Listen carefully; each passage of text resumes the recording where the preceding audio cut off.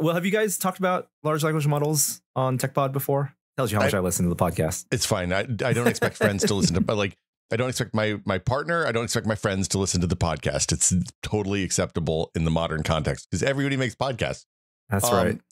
We have talked about LLMs. I am generally pretty bearish on generative stuff, but I think it's pretty cool for like taking spoken language and making it parsable English and stuff like that. Generally, like, I don't know, call me old fashioned. Teaching computers to lie seems like a mistake. Well, this is teaching computers something else. So Google has a project called Notebook LM, and it's a service where you can upload documents. So research papers, your notes, a whole corpus that you upload. It could be voice memos, it could be whatever it is. And the idea is that helps you gather information, and then you can then prompt it. And this becomes the corpus that it pulls information from.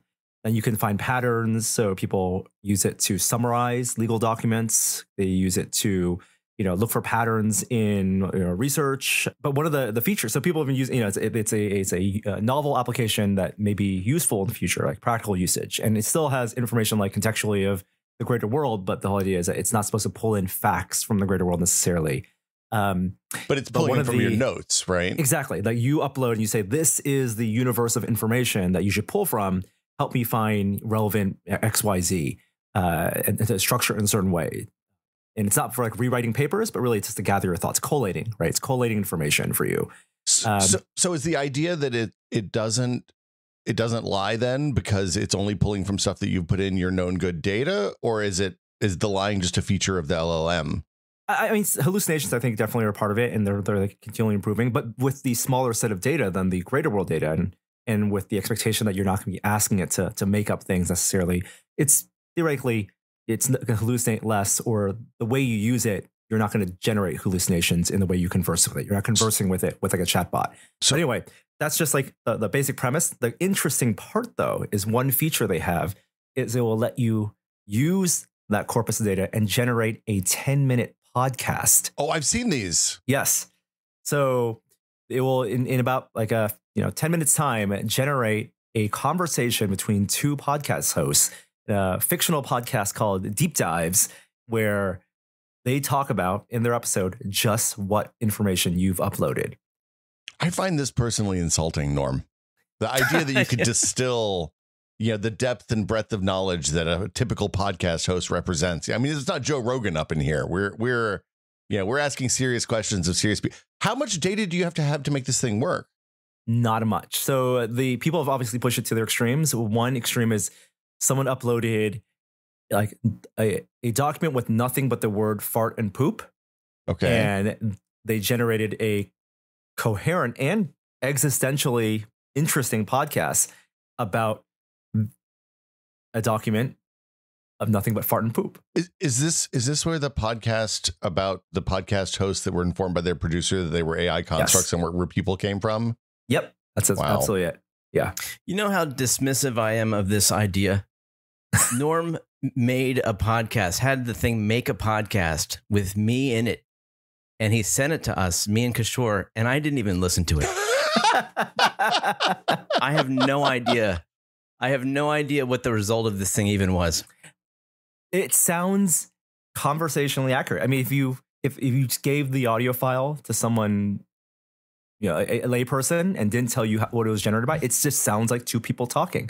They pull in. There's definitely a structure to it, but they pull in all the conversational tics. And there's definitely a personality. They invent different voices. It's like a dad doing story time to a child. It's different voices. It's a man and a woman, and it's a two same hosts. And so I think the way they've structured it and the way they've programmed it, it's always these two same hosts, same voices. I see. And so they have like a theme, they have a format that they go through.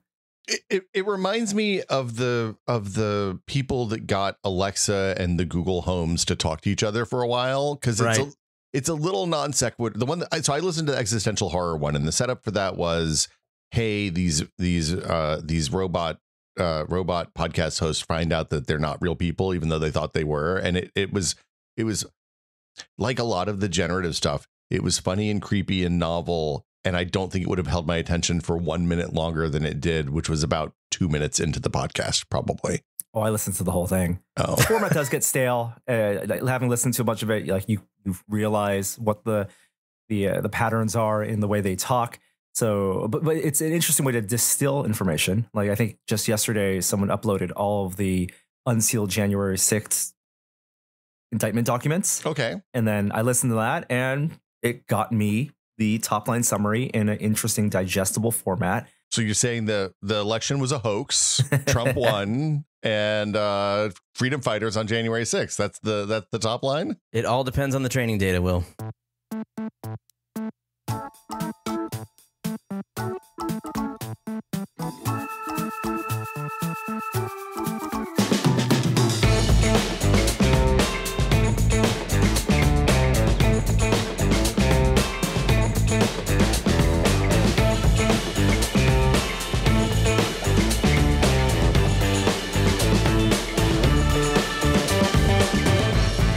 Welcome to Brad and Will Made a Tech Pod. I'm Will, and I'm here today without Brad, who's actually back home in North Carolina helping his folks out deal with the aftermath of Hurricane Helene.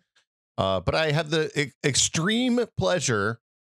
I think that you two are the first two people I ever recorded a podcast with way back in the day, way back in like 2006 or 2005, back in the Maximum PC No BS podcast days. Today with us to talk about it's not Project Orion, Meta's Orion, are Norman Chan and Jeremy Williams, maybe more well known for talking about VR than the ancient days of the No BS podcast. Welcome to the show, guys. Thank you, my good friends. I love seeing you guys. You're giving me my podcast fix. Will, I haven't podcasted in years. If you want to have a podcast, you should call me. I have time right now. So actually, don't tell your wife I said that. She would probably be very upset with me. But yeah, it's great to have you guys on the show. And for folks who don't know, Norman Jeremy did This Is Only a Test for years and years and years after I left Tested with Kishore Hari, friend of the show, who's been on to talk about the science multiple times. This is Jeremy's first appearance on the show. We realized immediately before this, and I felt like a heel. But no, Game Frame's been in the background the whole time, so it's all good. I mean, it's not a video show, so people don't know this, but the Game Frame is in like over I think it's my right shoulder. Yeah, my right shoulder. And every time I do a video call with somebody, I get, what is that thing? Yeah. And I'm like, oh, it's this thing. It's a Kickstarter friend of mine made years and years ago. The pictures of the grid that we printed on one of our old MakerBots popped up on my Google Photos the other day, Jeremy. And I was like, oh, I remember doing that. That was fun. But anyway, we're here to talk about the future, not the past. Or a future, Meta's future, Zuckerberg's future. The project, I keep wanting to call it Project Orion. It's just Orion. It's an AR glass. Like he did a thing on the Connect keynote, which is their like virtual augmented reality kind of event every year, where he stood up and he was talking about the Ray-Ban glasses, which for people who don't know, they're glasses with cameras. And they connect to your phone. They do a little bit of image recognition. They can play music and stuff like that, right? You seem excited about them, Norm. I've never used them. I'm wearing them. I've been wearing them for the past year. And to give you a little preview of my favorite things, it is, I've told many people this, it is the piece of technology that I have used more frequently in terms of it not sitting in a drawer, it being on my person than any other piece of technology, because it also functions as my normal prescription glasses. What components of the glasses do you use so frequently? It's 100% the audio. I think the pictures, the AI, the multimodal AI, the fact that you can ask Meta AI things is novel, and the pictures are okay. When I reviewed them, it has the wide angle camera on your iPhone, the ultra wide angle camera on your iPhone, but it's off center, so you're kind of reframing it. It's fixed focus, so it's not like pictures I would ever print out, but they're okay. They're pictures in the moment of kids. It's videos where I maybe not having a phone in my hand. I could be on a roller coaster or whatever, but it's the audio that are built into the arms of these glasses, which are totally fine. They're open air audio, so it's not like closed ear headphones. You're not getting noise cancellation. But when I'm walking the dog, when I'm walking back from taking the kid to school, I'm listening to podcasts. I'm listening to music. And one of the transformative things is, how if you're browsing a social media feed and most of the times by default, like a video is going to have audio off, right? If you're on Reddit and you're scrolling through a feed and you have a movie trailer plays, it's by default, it's muted. And that's because most of the time people don't want to be blasting music out of their phones. If you have AirPods on or headphones on, great, you can turn them on. But this allows me to have audio on as I'm browsing through a feed without something in my ear. So my experience of using a feed with video is just so different than what it was before, that I can just, without having anything in my ear, I can discreetly listen to the audio of video. Right. I was just going to say, I have myself a pair of the same glasses, and I have a very different experience. I don't use them for audio at all. I find AirPods to be far more clear and, controllable in terms of how much I want to dial in the audio. But what I do use it for is taking candid photos on particular events. Like if I go to an event, like we took my daughter to an escape room with all of her friends, and I wore the glasses the whole time, and even she didn't know I was taking pictures the entire day. So the whole day it's just filled with people like looking completely natural and maybe even talking to me, and I'm just like reaching up. They just think I'm adjusting my glasses, but it's a quick little tap and you take a photo. And at the end of the day, like we're looking through the photos, and like, as you say, they're not the best, but as they say, like the best camera is the one you have on you. And this one happens to take really good candid photos. So it's handy for that. Also, the AI stuff, I have not been able to get my kids to try ChatGPT even minimally. But when I showed my daughter that you could put the glasses on and say, what am I looking at? She just was nonstop. She was running around the house, looking at things, taking pictures and asking what she was looking at, and just getting fun details back from the Meta AI. So that's a fun component of it. There's a little bit of latency there. It's, to be clear, like as you're pressing, you're asking the question, it's sending the image to the phone, it's snapping the picture. It's not continuous because there's battery drain. But I think you're absolutely right, Jeremy, about not just the camera that's on you, but the fact that it's so discreet that people are more natural in those pictures, which is something that you don't honestly have these days. And there's that balance between privacy and how candid a scene should be. I guess that's worth talking about. Do you find that people know that you're wearing glasses? Like, has anyone walked up to you and said, "Hey, are those Ray-Ban Meta glasses?" Or never? No. And I think the black ones are probably the most secretive, discreet, like good for spy glasses. The clear ones are probably the opposite of that. So I don't know if you'll have the same experience with those glasses, but yeah, nobody knows. I'm kind of surprised because there's clearly two lenses right on the side of them. And if you stare at them, you can see them, but nobody knows. They especially in the darker frames, they look like a piece of flair on the glasses design almost. Like I lived this life back in the day when Google Glass was a thing in 2012, 2013, I think. And it was a wildly different experience. Well, okay, there's two things. One is that I see photos come up in my archive of like the angle of me holding my infant child from here, right? Like looking down from my head and seeing her in my arm in a way that you're never going to actually take a photo because you have to get your phone right up against your face, and it's really weird. And like, that's pretty magic. It's pretty amazing.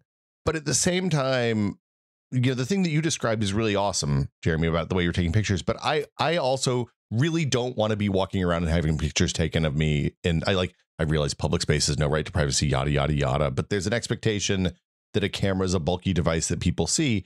And as a result of that and glass holes back in the day, people were getting kicked out of public spaces wearing the Google Glass. I also feel awkward walking around with AirPods in, right? Like if I'm in a social circle, like if I'm walking just by myself and go to the grocery store, I'm walking around with the dog doing whatever, AirPods in, no problem. If I'm going to a bar or a party, and even though the AirPods let me filter out the background noise and hear the conversation better, I'm always going to feel like a jackass wearing the AirPods in that circumstance, because my perception is that other people are going to think I'm not paying attention to them and I'm listening to like a podcast or something instead of like being present in the moment. And of course, but you're not using the glasses audio in that case either. No. I know. Right. Yeah. So anyway, sometimes I am. I've had the glasses on streaming like YouTube TV and listening to a football game while doing craft projects, and I can double task and like I'm present, but no AirPods in my ears, and cheering when the Niners score. This is straight up the guy, the bad husband with the one ear pod in his ear in church listening to the baseball game on Sunday morning, right? It's the same thing. Well, I think the analogy here is it's apt for what we're going to talk about soon, is that this type of open ear audio that has these kind of smart capabilities, whether it's streaming or through AI, the difference between this and transparency mode on AirPods, which for people who don't know, it lets you listen to the outside world and filters out noise, is kind of the same, analogous to the difference between pass-through video VR glasses versus optical AR glasses, in the sense that one is a reconstructed digital feed, and one for video, one for audio, and VR for AirPods, and open ear glasses kind of is that analog for optically clear AR, where information is passed, but you're kind of discreetly using it. Yeah, that makes sense. So we're going to talk about Orion in just a sec, but I want to talk about this Harvard thing before we get to that, because it more pertains to the Ray-Ban glasses that are out now. And these Ray-Ban glasses, just to be clear, at least Zuckerberg in the keynote presented these as the predecessor to the AR glasses and the look of things to come. So this group at Harvard took and I read the whole article. I read what they did. It didn't look particularly difficult. It looked like they took a couple of existing technologies, glued them together, and jammed it into software that'll run on your phone connected to these Ray-Ban glasses. And they used a third-party face scanning thing and a constant stream of video. I think video or photos. I can't remember which. It's video, and same thing. Like, one of the debatable things right now in the VR space is how much access developers have to the live camera feed. We're talking about pass-through video. It was announced at Connect, like, developers want it because it allows for stronger mixed reality experiences. There's obviously some type of privacy concern because users may not know that when they're getting passed through video, or the cameras on whatever they're wearing that imagery isn't just for mapping your room, but also you're going to get that imagery set over to developers. And so for these glasses, there is no API for any developer to actually capture the video feed or the photo feed. So what these Harvard students did is they kind of hack their way into it, because you can live stream from these glasses. They can live stream only to an Instagram account because it's Meta and they own those platforms. And so their way of doing it was actually streaming to a private Instagram account and then remotely on a PC using computer vision on that video feed, and then passing it that way through their processing, facial recognition, tracking, and then feeding that information very quickly, which is like the near real time, back to the user's phone. Kind of like if you watch like Mission Impossible, Ethan Hunt is doing the same thing, sending video feeds to Simon Pegg, and he's running them through facial recognition. But this is actually happening in the real world, done by college kids. Well, yeah, and in this case, Simon Pegg was a commercially available face recognition program that you can match a photo to a face in 4 seconds or something. It was kind of crazy. So they didn't release the code for this, obviously. I think there was a lot of, it's funny, the conversation around this dredged up a lot of the old talk back when this first started being possible, where Eric Schmidt said, yeah, this was probably the only thing we ever did at Google that we just killed because we thought it was a terrible idea and maybe bad for humanity. But I mean, as we see more, the number of cameras in the world as cars that can drive themselves come online. Your cars each have 6 or 7 cameras, right? Mine has 7 cameras. They're always on when the car's running. This technology is there, and it's just a matter of time until somebody starts turning it on is the problem, I think. You've always been a little more cautious about privacy than I have. I mean, in most respects, I to this day will share find my location with anybody who wants it. You really do. For years, you and I knew exactly where you were all the time. I would open my phone and be like, I don't know where Jeremy is, and he's like, Yeah. And so I don't feel hypocritical in wearing the glasses and taking my spy photos. I'm perfectly comfortable with that if the roles were reversed. But you're absolutely right to, that is a new reality. And I'm not even a little bit worried about, the scenario that you described, the Harvard students producing, seems inevitable, right? That is not something that anybody's going to be able to put the brakes on, because there's always going to be a way to do the kind of workarounds that they did, the analog hole, and be able to analyze a video feed that is supposed to be only for one platform and feed that back in. And it seems like Meta, in their announcements, like they're leaning into that very thing. Like they're just going to leverage, they're going to do that themselves with the live video analysis that they're going to offer that allows you to, engage with an AI that sees what you see in real time, live. And that, I feel like if they're moving towards open source, it's just, they are probably going to be the first ones to enable people to do that legitimately, eventually. And that's just I feel like that's the reality, and we're going to have to live with it to some degree. And it's scary and exciting. Is that possible? I think you're right. And I think the other half of that equation is how much people's public data that they put online, right? Like this wouldn't work unless people upload their own photos and put themselves, in videos. And maybe the distinction is that there's a whole generation of people who lived through that, who understand that better, right? Kind of understand the corpus of information that they've been uploading. But the thing they might not understand is how indexable that is. Right? There's a difference between how many photos that you put yourself up on maybe your public profile page and what you think might be actually like indexable because you've been in videos, in places that you don't remember. Right. So that's the scary part. Well, and then the other thing is there's a lot of video and imagery that has to be posted. Like you have no way to avoid posting. It's really hard to get a job right now if you don't have a LinkedIn profile with a photo on it, right? And you can't walk into a store, you can't walk into a retail location without 15 cameras taking your picture. You can't walk down the street without 50 cars taking your picture, right? So we've moved from a place where getting a photograph taken was a semi-consensual engagement between two people, the person with the camera, the person whose picture was being taken, to an area of ubiquitous surveillance. And like, I think this is one, like, honestly, as we talk, we're going to switch. Like, I think this leads into the Orion talk really well. Cause like Facebook has a creepy problem. Meta has a creepy problem. Like they've been creepy with people's data for a really long time.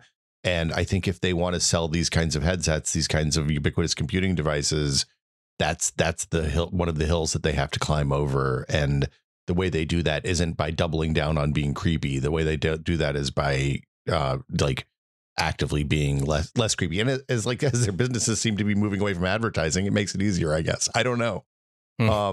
So let's talk about Orion.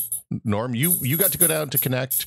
You got to see Orion. You got hands-on. You did an hour-long video on the Tested YouTube channel, which people should watch. We're not going to like recap the whole thing, but you had a good talk with Boz. He's the CTO. I always think of him as the hardware guy, and talked about what their goals were, where they felt like they were, and it felt like a very kind of open conversation compared to the way they've handled this kind of stuff in the recent past. So I was stoked to hear it. I really enjoyed the video. It was really good.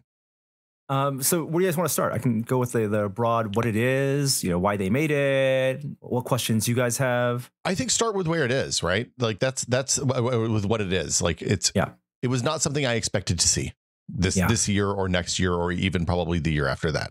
Yeah, you probably won't. Yeah. So, they call us a prototype, and they've been working on this for almost 10 years now, 5 years really in earnest. The idea is that Mark Zuckerberg really wants to own the hardware platform that will be post-mobile. So you might have seen a lot of headlines or be like, okay, Mark Zuckerberg thinks this will replace your phone. And if you actually listen to the interviews, he did a great one with Cleo Abrams and Alex Heath of The Verge. It's like he doesn't think that people are going to wear glasses and not have phones, but it's kind of like the second or third device. When you think of all the screens that you have, there's TV, you have laptop, computer, phones, mobile is first right now. There was that whole transitionary period that we all remember going from a traditional computer to a phone, but it's not like laptops went away. He doesn't think phones will go away, but he definitely thinks that there are things that might do that he believes that he'll spend billions on developing on glasses that you would rather do on your glasses than on your phone. That's his big bet. And the reason he wants to do that is, of course, he lost in the mobile wars, right? They tried working on a phone. Apple and Google, they're second-class citizens. They're essentially a biggest app developer in the world, right? That's what Facebook app is, and Instagram and WhatsApp. So they want something that is going to be socially acceptable, that people would wear and can do things. That's like fundamentally browse feeds, browse some type of social media feed, and to do that on hardware they own rather than someone else's hardware.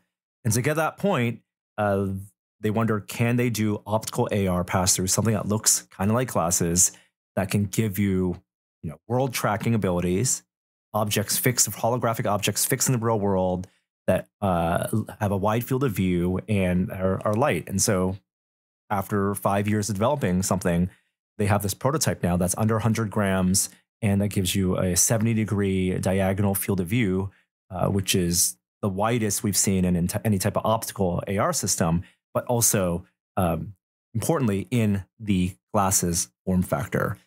They considered making it a product. They considered selling it, but I think 2 years ago they decided it's too expensive. They would rather make a development kit. They didn't want to fail. They didn't want to release this year and have it bomb because of pricing, because of performance. And so it's not going to be a real product. And the important thing is what eventually will be a product will probably not have these specs either. It won't have the silicon carbide, won't have the 70-degree field of view either. It's the shape of things to come, not the thing to come, right? I thought the interesting thing was, so there's three components, right? There's the glasses, there's the compute puck is I think what they called it. It looked like it was a little brick of battery and ARM SoC probably, and probably some memory. And then there are the wristbands, or wristband or wristbands. Did you try two, or did you just do one? Okay. Can you talk about so you said the glasses are they're 98 grams. That's about what a playing deck of playing cards weighs. How'd they feel? Like the weight balance is really nice. Okay. So they are bulkier. I mean, they talked about how, thick glasses are in now, but everything they said was caveated by the fact that they knew the glasses, the rims would be thinner in a production version. The profile was going to be thinner, but they're acceptable. People weren't freaked out wearing them. They're clearly wearing these, a piece of technology. You look like a huge dweeb. There's no getting around that. Yeah, absolutely. But it's not HoloLens. It's not Magic Leap. It's not. You wouldn't call it a headset. You would call it glasses more than you would call it a headset. And they put a bunch of local compute in there. So like the Vision Pro has what's essentially a version of like Apple's M2 processor, but also the equivalent in terms of die size, this R1 processor that does all the world tracking and reprojection and all the stuff that you need for SLAM. Here, there is no compute for applications. That's all done on the puck, but there is compute for the SLAM tracking. And all that fits into this small 98-gram power envelope and volume where you can get like 2 to 3 hours of battery life, but get the cameras working for hand tracking and also all the stuff that you need on the glasses for low latency performance. So SLAM tracking, for people who don't know, is the way you take input from cameras and you compare the different views the cameras have to figure out where the headset is, or the glasses in this case are in 3D space. Is the math on that gnarly? I guess it's still pretty gnarly if you have to have a fairly big chunk of M3 processor dedicated to on the AVPs, right? I think it's probably way more for VR headsets, because they're also pushing the actual rendering of the high resolution, right? The pixels. Here, it's world tracking, hand tracking, eye tracking, some reprojection, because they have to do dynamic calibration of the very low latency, or even things like vertical disparity between left and right eye. Now, they said that the heat on the frames, the expansion of on a hot day, expansion of just electronics could create alignment disparity that they would have to correct in real time. And so that all happens, and Wi-Fi signal, Bluetooth and a Wi-Fi 6 connection. These things sound like they should be simple, and they are simple, but they seem really impressed that they could get that down to the 100 of milliwatts in aggregate, versus typically it would be hundreds of milliwatts per each of those components. Yeah, I am completely dumbfounded that this thing runs for 2 hours. I don't even know where the batteries are. Are they in the stems here on this going back? They are in the stems. Yeah. And they're going to the next version, they talked about having more curved stems because they could, have new battery shapes and technologies. It's one of those things where every little bit of volume, if they drop this in a fish tank, no air bubbles would come out because every bit of space is valuable. And they don't want, and maybe it's a lesson with their partner with the Ray-Ban folks, but they don't want to have like a neck strap with compute. They don't want to have anything that doesn't look like it's the glasses form factor. I mean, that's the right call for sure. I thought it was interesting in your talk with Boz. He said, like, he went down a list of things that they were designing and building and manufacturing themselves. They've made, what did he say, 1,000 or 10,000 of these so far? They're about 1,000 of them, and their bill of materials is roughly $10,000. 90% of which, $9,000 out of $10,000, is just in the lensing, the manufacture of the silicon carbide. I mean, that makes sense. Like that kind of stuff is phenomenally expensive. But he said they were making like the micro LEDs and stuff. Like they're not just going to electronics markets in China and picking stuff that's off the shelf and talking to their suppliers and getting the stuff that's off the shelf. They're actually building components, not just like boards. And I was really surprised by that. That's unusual for a company like Facebook. I think they're probably building the controller boards, but they're still sourcing things like displays because they don't have fabs for displays. Can we talk about these lenses for a moment? Because this is the thing that I don't understand why it's not the first thing everybody wants explained. Because to me, this is like, what the heck is happening here? Because normally in a VR display, like the reason why it's so freaking bulky is because you have these lenses that have to refract the light, and it has to travel a certain amount of distance between the display and these lenses before it gets sort of redirected back into your retinas.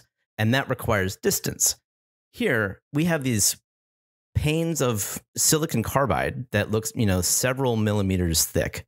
And somehow my people's eyes are able to focus on this image. What is happening? So focus is one thing, but actually, so we're talking about waveguides, right? And waveguides are what HoloLens and Magic Leap actually use, as opposed to having a traditional optical stack where you're shooting, because you need a display somewhere, right? There needs to be some type of way of routing. So with the VR, the actual displays are right in front of the panels, and it's an optical stack that pushes light, not bending it like multiple times, but focusing it to your retinas. Here, the displays are off to the side, and they're traveling along. Think of like almost like fiber optics. You're traveling along these etchings on the lenses themselves that bounce, multiple times, and that go from the small little panel, millimeters and millimeters in dimension, to something that looks like an image to your eyes. And if you've used waveguides in HoloLens or Magic Leap before, they give you a fair amount of field of view. Magic Leap 2 especially has that 70-degree field of view, but you get a lot of like aberration. Their visual artifacts are very clear when you see those waveguides.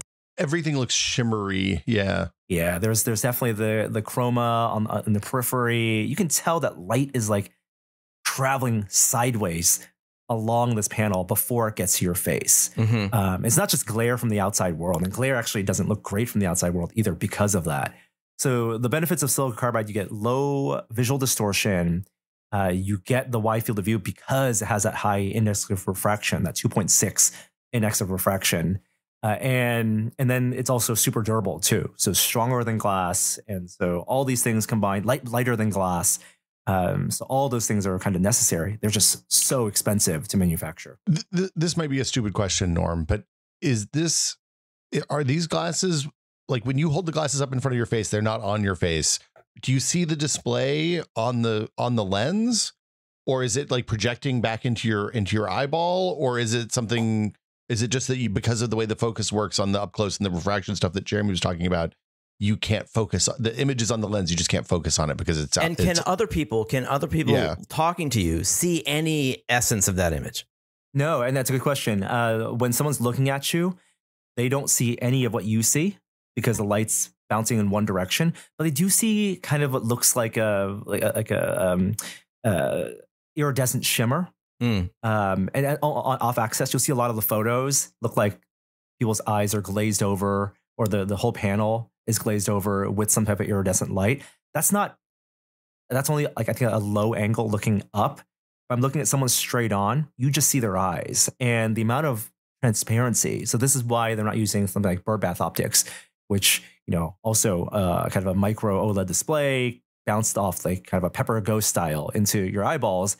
Every time you use that with something like, I have the X-Real glasses, you lose a lot of light because you're basically using a one-way mirror to block off light to the outside world. And so those look like sunglasses if you're looking at someone wearing something with a combiner and birdbath optics. Here, you had a lot of light pass through, and a lot on both the outside world. The outside world is just as bright. It doesn't look like you're wearing sunglasses. And how opaque can the augmented images get?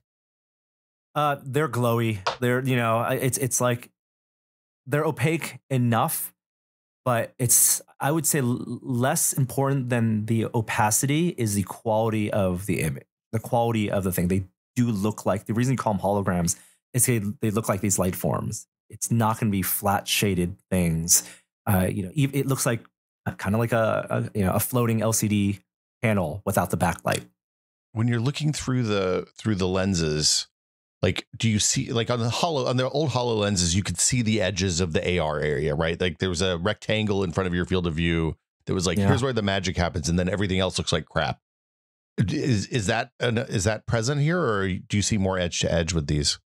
You definitely don't get full edge to edge. It's 60 degrees horizontal, and so I think it depends on the content because it's not VR. It's not trying to fill up that full field of view. These windows are floating in front of you, not off to the side. Yeah. But if you move your head left and right, they will crop off. You'll get that clipping off in your periphery, both inner and outer. But if I'm so I'm making a rectangle with my index and thumbs, and I'm putting them in front of me. How far away should I put that rectangle until I see where the AR stuff lives? Further than you think. Is the thing with 70 degrees. And I know 70 sounds a lot less than 90 or 96 that we typically have in VR headsets. Right. But the fact is that you're also wearing glasses frames. And so your field of view is already being cropped by glasses frames. Like the three of us are all wearing glasses. And if I look at I can see the frames of my glasses as I'm wearing them. So think about that's already less than 90 degrees. You're not going to get your full, field of view anyway. And it's like reduce from that just a little bit. Okay, so now here's my next question. There's logic in the glasses. There's the compute puck to run the apps on. Is the rendering happening on the glasses, or is it happening in the compute puck? I believe the compositing and all the rendering is happening on the glasses. Compute puck is anything, all app logic. So anything that does not require low latency for comfort. But basically, outside of your basic OS, which they call AROS. And the surprising thing is the AROS has only been in development for the past 3 months. So it's running Android, their version of Android apps kind of reskinned.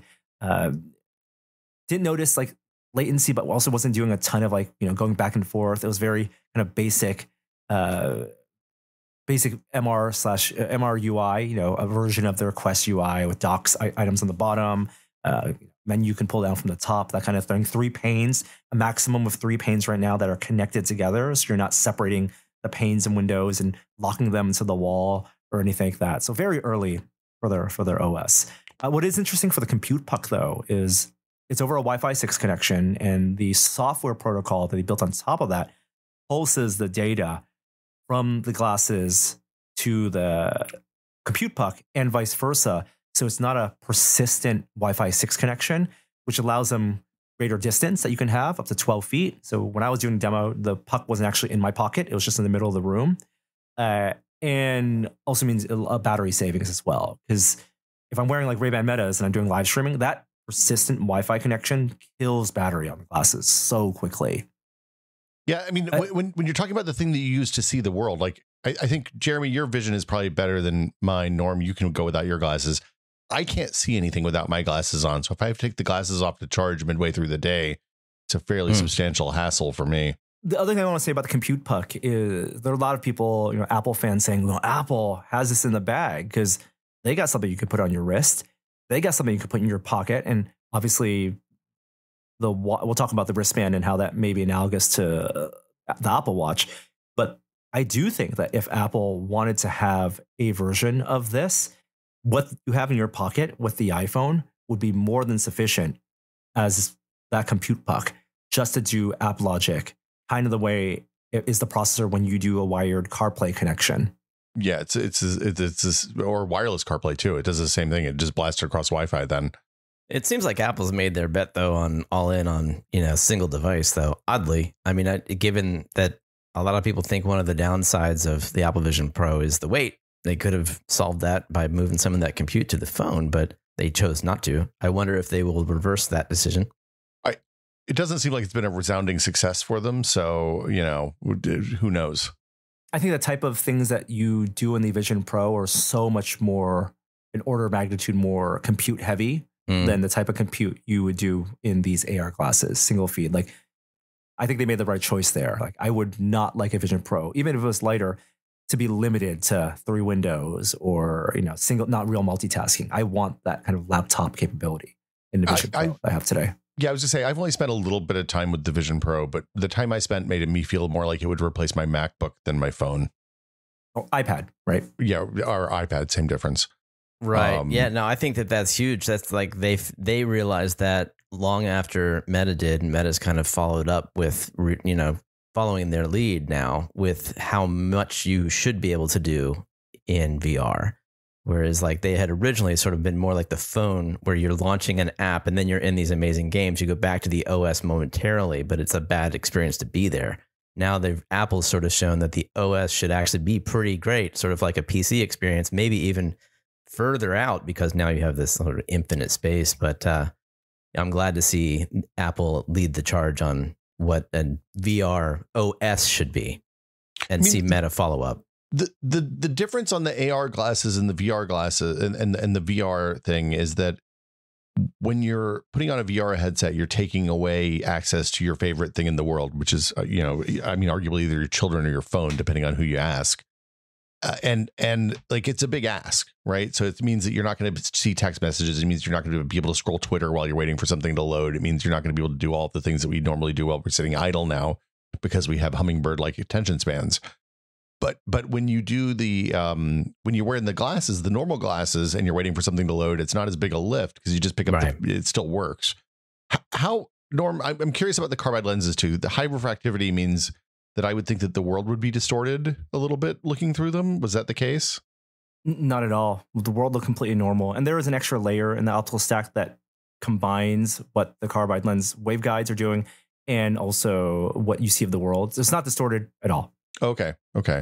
Norm, if you could imagine the experience using Orion with just a lot more compute and more time spent on the user experience, is it compelling? Yes, that is one. If they can achieve a smaller form factor, keep it the same weight, but that it's something that is half as thick in the profile, half as thick in the side, the thickness of the frames.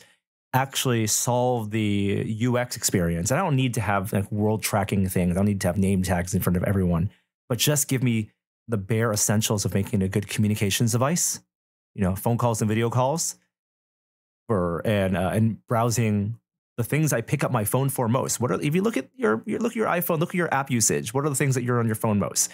It's emails and social media, right? It's maybe watching some videos, listening to some music, browsing feeds of some kind. If I can do that comfortably, ergonomically, and we'll talk about the ergonomics of the input, right? With glasses, I would stop picking up my phone to browse a Threads feed.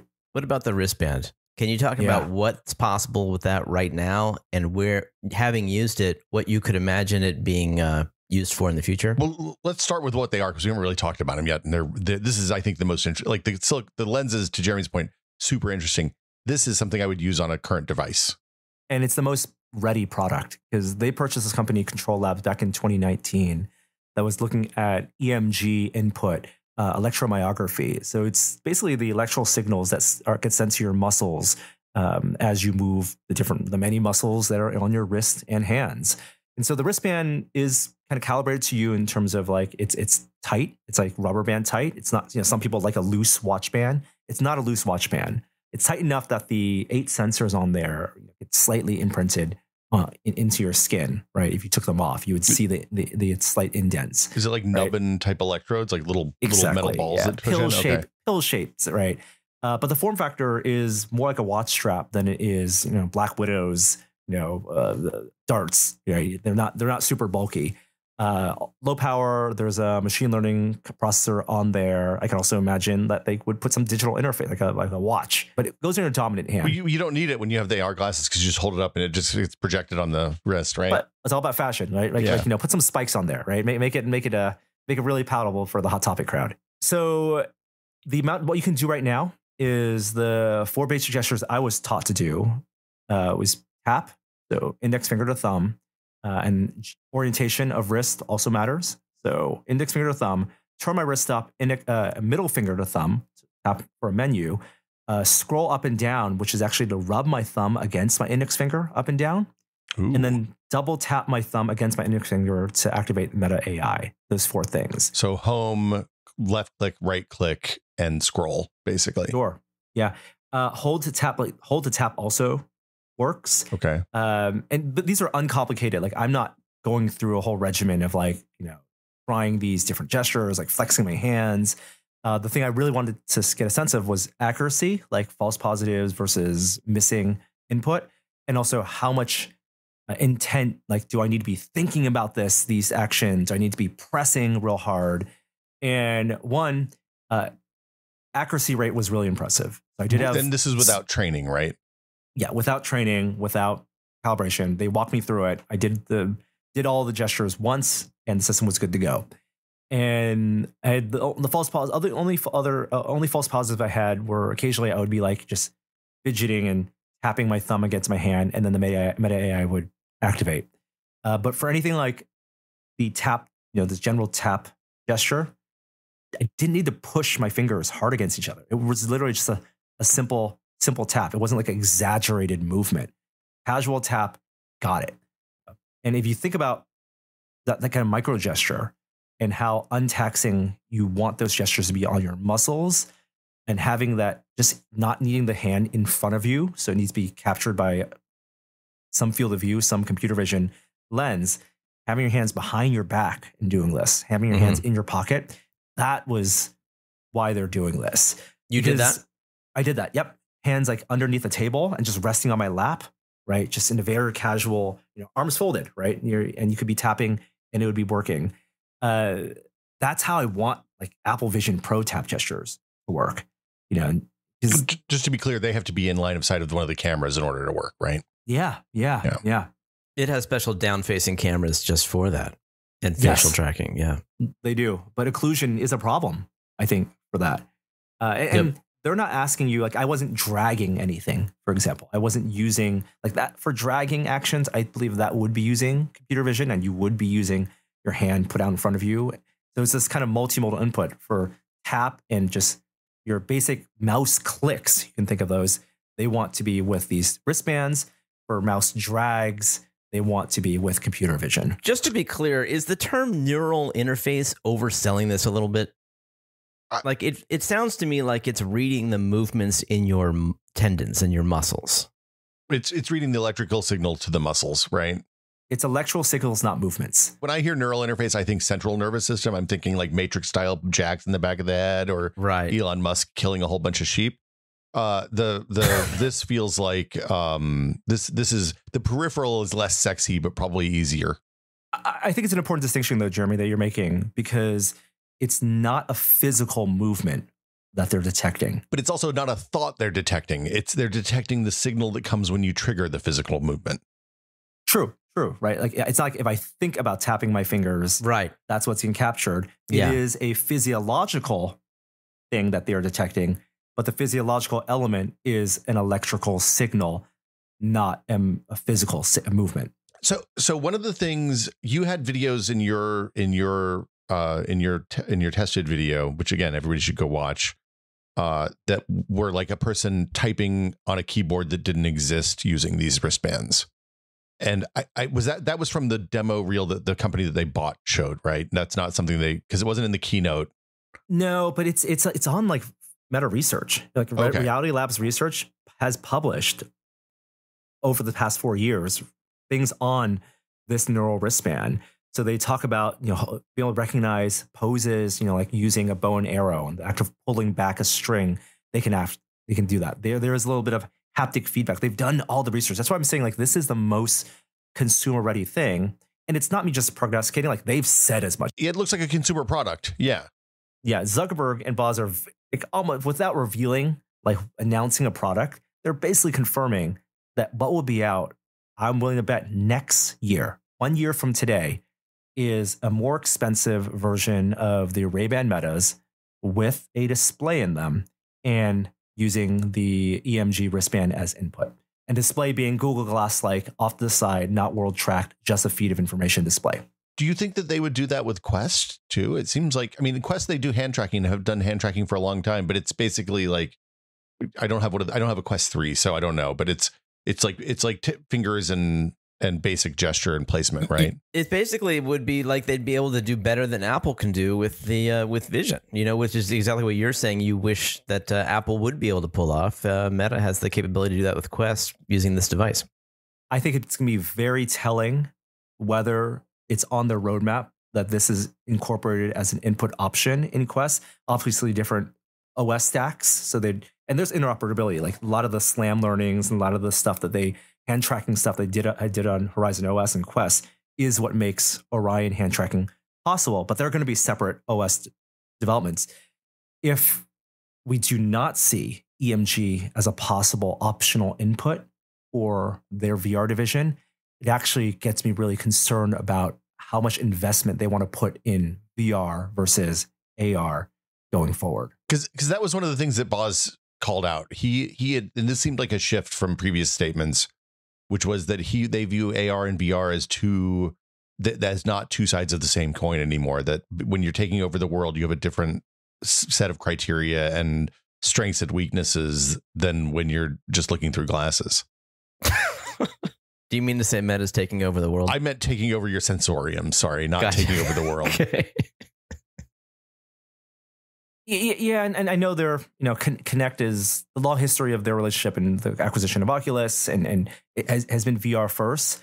And so there is, and Michael Abrash was conspicuously absent for all of Connect, right? He didn't do his talk this year? No, he wasn't there. I mean, not that I saw him at all. So Boz just had him on his own podcast, and they had a great chat. Yes, that was a really good conversation as well. With the heavy emphasis on AI and certainly the positive feedback they've had on Ray-Ban Metas and now Orion, I don't think they're giving up on VR. And every indication that they've given in the past is that they'll believe it's the two-track world where they'll have a VR system that's great for, think of it as that's your laptop analog or your home theater analog. That's your high-end device with high compute and still mixed reality. But then the optical system is the equivalent of what people would spend on a phone system. Like, that's my dream, and that's my hope for them. I could see the shininess of VR really losing its luster, and the shininess of the idea of a connected digital metaverse losing its luster, and Zuckerberg saying, let's just focus on this AR world, because that's the best chance of replacing the phone. Gen Z aside, when people got phones, we didn't throw out our TVs, right? Yeah. But everything they're saying of like the opening up of Horizon OS for third-party manufacturers, the now App Lab going away and letting more developers, like the less control they're exerting over the Quest ecosystem and Quest platform. Sometimes you could read that one reading of it is them saying, okay, let's let this be someone else's problem. A big part of the problem with the Meta platforms is that you can only stream those Ray-Ban glasses to Instagram. You can't stream them to Twitch. You can't stream them to YouTube or wherever else because, that's not the way Meta works. So, okay. I'm really excited about the wristbands. The ones that they showed, it's funny because the video that you embedded with the typewriter had much bigger, chunkier, more prototype looking things. The ones that you were wearing in the video and the demos of the glasses, they looked like almost like a cloth Fitbit. Right. They were like 1.5 inches wide and tight to your wrist, but looked comfortable and looked like a thing you would wear without even thinking about it. Yeah. With the magnetic clasps, like they've clearly put industrial design into it. If they want to sell this, if the software was ready and put it on store shelves, they could do it in the next 6 months. And then the compute puck is kind of the boring part of the whole thing, right? It's got Wi-Fi and Bluetooth and presumably some ARM SoC that runs Android with a battery. Exactly. Yeah. Exactly. Okay. Yep. I guess so you came away from this like I remember doing old VR demos, and some of them you'd walk away from, you're like, boy, I'm glad that was over. And some of you'd walk away from and you'd be thinking and talking, and we'd think and talk about it for literal months. And I wonder where this fits on the scale of that. Yeah, this feels to me like it was this is totally, I obviously haven't seen the thing, but I feel like I'm surprised they showed this. And I want to know why they showed it. Honestly, like I'd love to be inside the room where they decided to make this call, because it's clearly like some sort of stake in the ground. Like this is, look, we are unveiling this kind of product that we're working on, even if Apple, Google, maybe even Microsoft might have similar things in the works, but they would never show something off that's this early. They would wait till it's ready to be a product. And there's no way this is going to be a product. Like there's too many things that are too expensive about it and unfinished. So whatever ends up coming to the market is going to be substantially different. I'll tell you what I think is why. They made the decision 2 years ago to not make this a product. They've put in the estimates of $5 billion in this. I think it's kind of like hand wavy confirmed that, chatting with Alex Heath. And that's a lot of money and now AI is a thing that if they don't feel like they're all in AI, investors are going to start getting freaked out. So they've looked at, maybe the past year since Apple showed their cards. It's a cat and mouse game, right? Apple showed their cards with Apple Vision Pro. And so they know, okay, if Apple's going in with a real consumer product with Apple Vision Pro, they're not going to show optical AR for 3 or 4 years. So they see a moment with the commercial success of Ray-Ban Metas to then pair that with this thing that they've spent a ton of money in R&D with, and then say, we have now a leapfrog moment, at least in the media's understanding, and as well as investors' understanding of what we're doing, to say, bank on us, not them, because of what the relatively lackluster response has been to the Apple Vision Pro. And they can look at headset sales and say, we have that option as well. We have a $300 Quest that we think is great. You can play all these games. Yeah, so they're coming from this like real nice position of strength.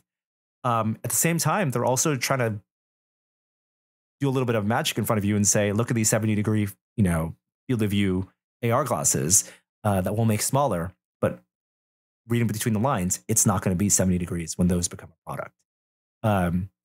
Walking out of the demo, the thing I was most excited by was what the intermediate product in that spectrum is going to look like between Ray-Ban Metas and Orion. Right.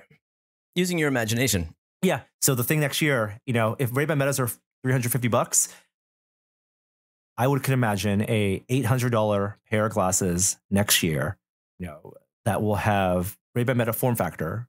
They're not Orion bulkiness, be tethered to an app on your phone that will have some type of display, no world tracking, no SLAM, no computer vision, no hand tracking, but with the EMG wristband that will be discreet and will be relatively socially acceptable. I think the world is ready for techies to be wearing that in the world and not be shunned. The question is the world ready to make the leap past that into something that clearly looks like a piece of technology? Well, and I also think like there's also a element of corporate wars here too, right? Like there's Google and Apple and Microsoft are also spending, maybe not Microsoft anymore, but the other three companies are spending an enormous amount of money developing their own products in this space. And if they know that silicon carbide is a dead end at this point, this is a hypothetical, not something I actually believe or would have any expertise in. But if they know that silicon carbide is a dead end, then they can encourage a whole lot of spending on stuff that's not going to matter. If they feel like they're behind in the AI stuff, then this gives them another front in the corpo wars that Google and Apple and OpenAI and all the other places are going to spend money on. And that's a benefit for them because they have a deep war chest, so they can spend money with reckless abandon. If you look at the other companies in the space, Microsoft is not making hardware. They just announced that their mixed reality, Windows mixed reality is going to be deprecated and going away with next version of Windows. What's his name?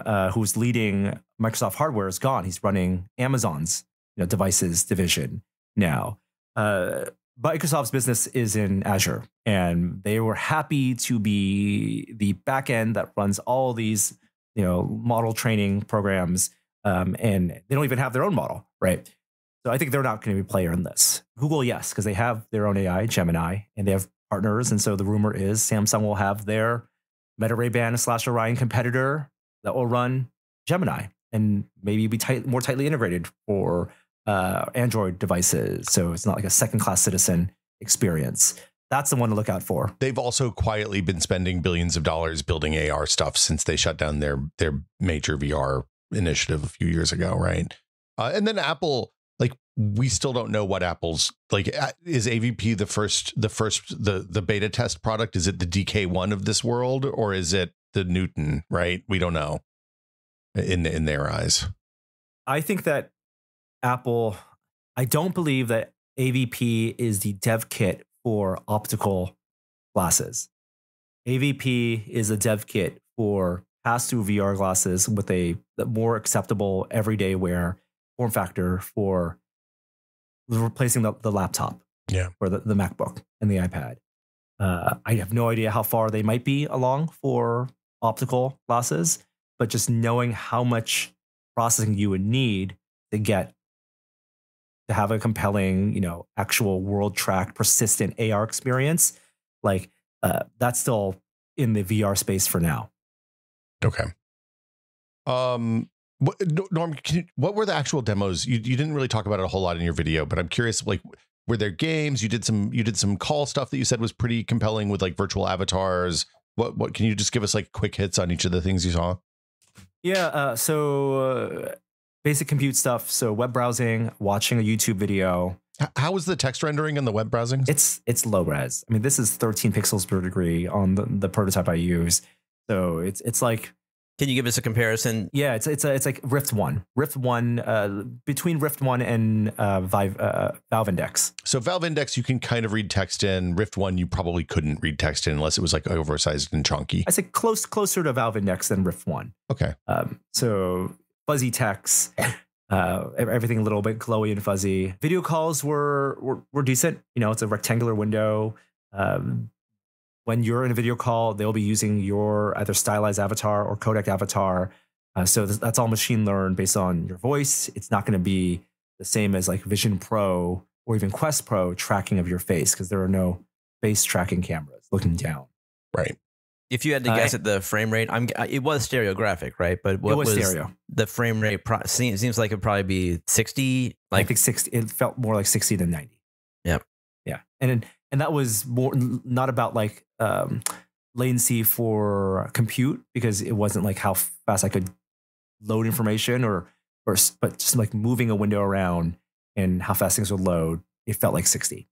And then what else? There was one world tracking demo, and this is that like looking at a bunch of items in front of you, asking Meta AI to make a smoothie out of those ingredients. And you look at the video, the B-roll, those items are like clearly labeled. It's like a box of oats that says oats. There was text on all of them. It was text on it. Exactly. It was like the easiest machine learning operation but having done it twice, like the second time, it didn't get all the same objects as the first time. So it wasn't on rails. Like they weren't pre-programming it. It was actually asking the Meta AI, and the recipe was different each time. But it was more impressive that the labels were floating on top of the objects and tracked on top of the objects themselves. That was the more impressive thing. First off, I think that asking any large language model to make a recipe for objects in front of you is probably unwise and going to have bad mixed results at best. But like, if you really wanted to impress me with that demo, you would have opened up a college fridge and been like, make me a Scalzi burrito with like the leftovers that are in here and figure it out. That's the cool version of that one. None of that is cool. None of these examples for like image-based AI things, I find more than just a tech demo. When Zuck did that Instagram video where he's like, Ray-Ban Meta's tell me what to wear today, looking in his closet. No one's really going to do that. None of these are real things people do in the real world. Look, man, you saw that jacket he was wearing at the keynote. I guarantee you he did that morning. Like that is 100%. He asked the machine to how he should dress himself. The Latin, even the yeah. Even the stuff that Apple showed at WWDC about like using your iPhone camera to like look up a restaurant, look at the menu. Like these aren't things I think people are going to find more convenient than just Googling or using the basic text-based search on their phone to do. on restaurants that you can just walk into without a reservation, they're going to have the menu posted up on the wall outside the restaurant. Exactly.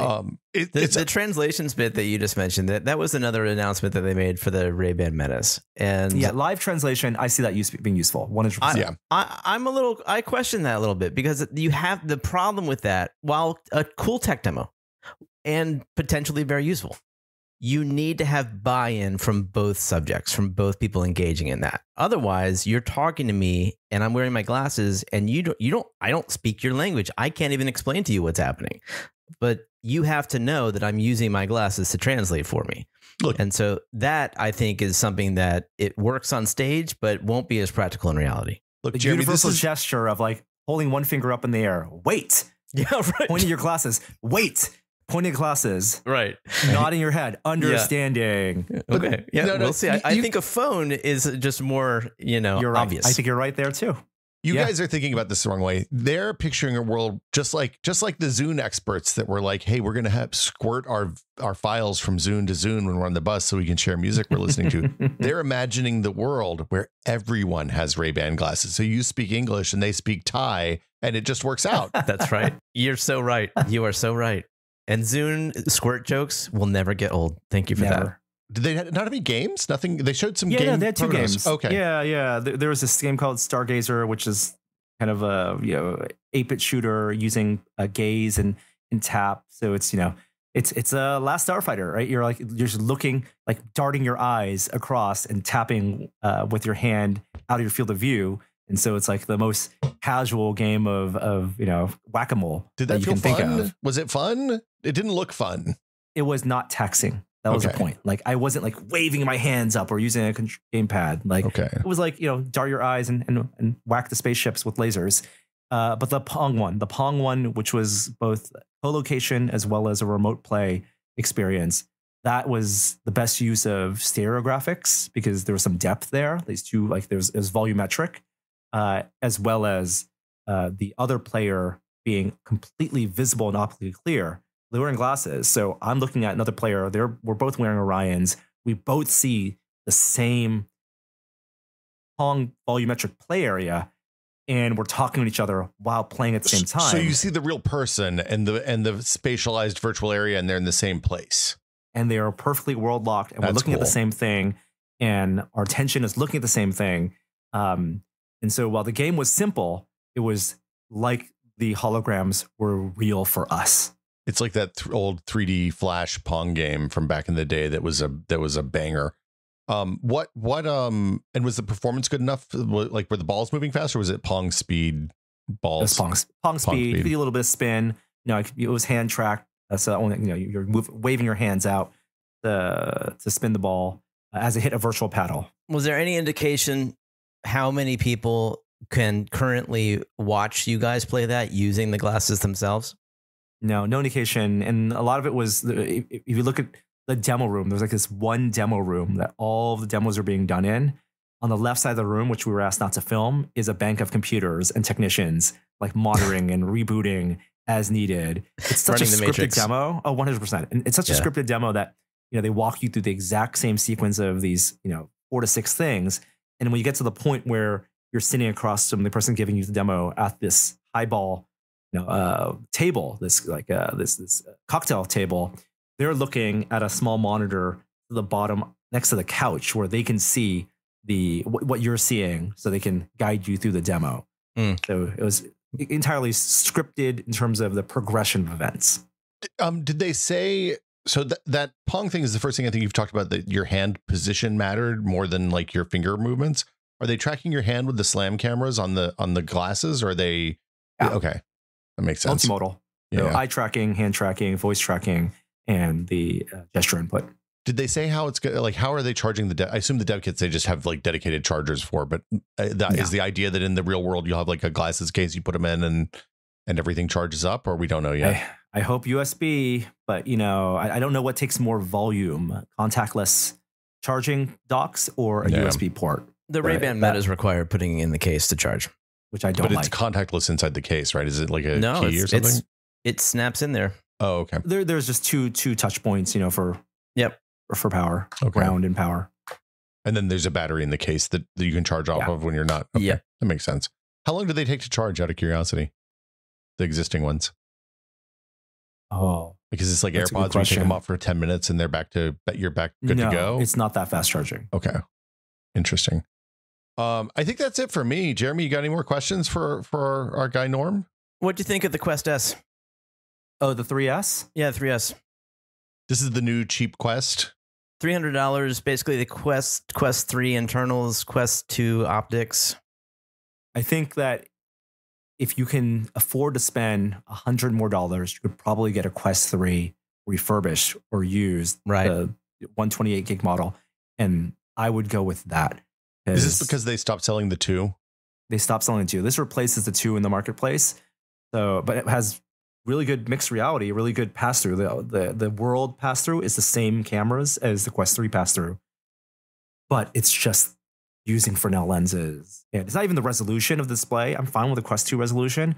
It's the thickness of the lenses and the whole thing, just not having that pancake clarity. Yeah, we all know that the higher cost or price SKUs are the higher, they make more profit on those. So they brought the $650 SKU down to $500 for the Quest 3.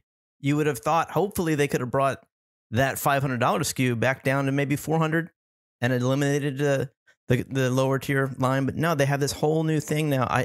It's just oddly fragmented, and I'm so tired of people being sold a worse VR experience when even the top premium is not enough to hook people as much as it needs to. So that's my takeaway.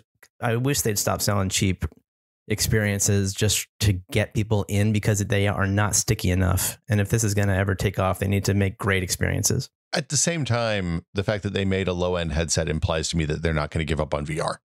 True. No, 100%. Yeah, Zuck said he was extremely excited for the 3S. So, and he said it in a way that seemed authentic. So I think you're right. And even at $300, you're talking about retailers. What's the wholesale price, right? Like Target's going to be buying these, and Best Buy's going to be buying these from Meta for like 20% less than that, right? $220 or $250 or whatever it is. And so at some point, there are going to be sales for, retailer sales, where people get 10% off, 15% off here. And if people are building up credit and buying sales and being able to buy not MSRP pricing, but pay $250 for a 3S, that's an incredible value. That's how you kind of have to think about it. Like not just the MSRP value of these things. I just hope that they fall in love with it. As someone who's owned almost every VR headset, I keep waiting for one that I think is going to break through, and we're still not there. I mean, I think we've reached the thing that's interesting to me about the VR market now is that there's like 4 or 5 different silos of people, right? And it doesn't include core gamers, really, right? It's like the Beat Saber and fitness people. There's people who do conferencing. There's people who just love VR stuff. I think you're in that category, probably, Jeremy. And the rest of it is like the people playing games on their PS5 just kind of like we got pushed off to the side and aren't engaging in these games. It makes me really wish that instead of spending hundreds of millions of dollars making console games for the first VR headsets they sold, they had spent those hundreds of millions of dollars making VR games and VR experiences that couldn't happen in other platforms. Well, I think media too, right? There are going to be some people who buy these headsets that don't want the cool social presence of playing walkabout mini golf or going in a rec room, and just want to watch a big screen version of Lord of the Rings on Amazon Prime or VR 180 videos. And I think the resolution bump from Quest 2 to Quest 3, while on paper doesn't look like that much, it does cross the threshold where text becomes legible and things are sharp. And I think the lenses make a big difference too. It was a noticeable improvement to me when I've used them. Norm, how do prescription lenses work on the Orion glasses? Did they say? Yeah, so it won't be a snap-on thing. It'll be something that that's good. Like when you order them, eventually, whatever product they'll be, you'll send them your prescription, and in the assembly process, they'll have in the last layer of the optical stack RX built in. Okay, that's nice. And like all ranges of prescription, or is this they wouldn't say? Okay, yeah, of course, that makes sense. This is fantastic. Thank you guys so much for coming by. I really appreciate it, and it was lovely to chat about this. I'm stoked to get to talk to somebody who spent hands-on time with this because it seems like they didn't give very many people access, judging by the videos that are out on YouTube. Norm, where can very lucky. Yeah. Where can people find you? Where can people what this is the part of the show where we plug stuff. So just on Tested, youtube.com/tested. Jeremy? I have disappeared from social media, but I am at Jerware. If you ever want to ping me, I usually go back and check a few times a month. And you can basically follow my career at Digital Eclipse now, which we're making video games. We're coming out with Power Rangers this fall at some point this year, and we're very excited about it. Been working on it for a couple of years. I was stoked that there was just a content drop on the Atari 50th thing a few weeks ago, right? It seems like you made one of my favorite things of last year in that, by the way. I think I shouted out on the show before, but the kind of retro battle zone / vector game inspired game that you made for that is dope. It's really good. Thanks, brother. Vector Sector. Yeah, there's a free update to that in the patch. Oh, nice. And then there's the DLC that you mentioned that just came out for Atari 50. Thanks again to Norman Chan and Jeremy Williams for coming by. Make sure you go check out Norm's video over at Tested's YouTube channel. That's youtube.com/tested. And we've reached the part of the show where we thank everybody for listening, but especially our patrons. As always, Brad and Will Made a Tech Pod is a listener-supported show. We literally would not be here without you, the listener. So if you would like to support the show, you can go to patreon.com/techpod. Again, it's patreon.com/techpod. We put this at the end so we don't bug people at the beginning, but maybe that's a mistake. But we appreciate the support for the show. Brad is going to be out for the next week or probably 2, depending on when he gets power back down in North Carolina. But I'm going to hold it down. I got another exciting guest lined up for next week. In the meantime, if you want to join the Patreon, if you want to join the community, you can hop in patreon.com/techpod, and for $5 a month, you get access to the Discord. You get the Patreon exclusive episode. You get access to a wonderful community full of beautiful nerds just like you. And we want to thank everybody who supports the show, but especially our executive producer tier patrons, including Andrew Slosky, Jordan Lippett, Bunny Fiend, Twinkle Twinkie, David Allen, James Kamek, and Pantheon, makers of the HS3 high-speed 3D printer. Thank you all so much. I hope you have a lovely week, and we will see you next week with another edition of the Tech Pod. See you then.